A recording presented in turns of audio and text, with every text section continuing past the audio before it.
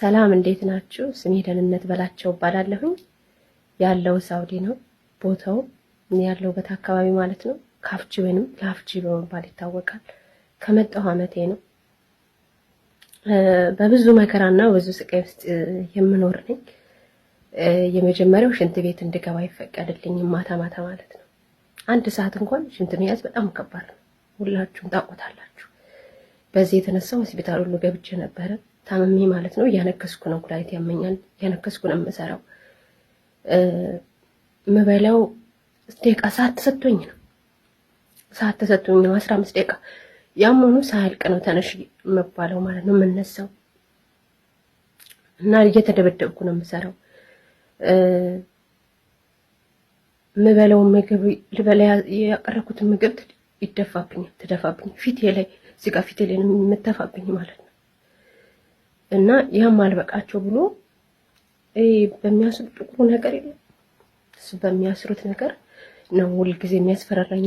አነቅሻለሁ በዚህ የሚል እና ቁልፍ በሬ እንዳልቆልፍ ቁልፍ ተከልክያለሁ። በማንኛውም ሰዓት እየገቡ ያውኛል።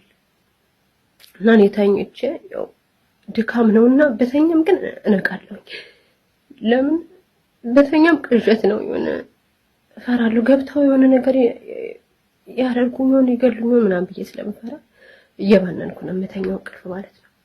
እና ፖሊሶቹ ሁሉ ጓደኞቹ እንደሆኑ ይናገራል ማለት ነው ሰውየው። ገለንሽ ዝባላ ላይ ነው የምንጥልሽ፣ ሬሳሽን ራሱ ሰው አያየውም ነው የሚለኝ። እና በጣም ፈርቻለሁ። ይህ ቪዲዮ ዋጋ እንደሚያስከፍለኝ አውቃለሁ። እንደሚረዱ ሰዎች ሼር አድርጉላቸው። በእርግጠኝነት ቢያዩት ማንም ሰው እንደማይጨክንብኝ አውቃለሁ። የምሰጠው ኢንተርኔት በቀን 1 ሰዓት ነበረ። እሱም ተከልክሎ በ5 ቀን በ6 ቀን ነበረ እሱ። አሁንም ደግሞ እሱ ጨርሶ ተከልክያለሁ። እንዴት ይሄ ቪዲዮ ህዝብ ጋር እንደሚደርስ አላውቅም፣ ግን እግዚአብሔር ያውቃል። ድርቶና አምኜ ነው ቪዲዮ የቀረጽኩ ያለሁት። ስልኬ ደግሞ የሳውዲ መነሻው 966 53 61 47 958 ነው ስልኬ ማለት ነው።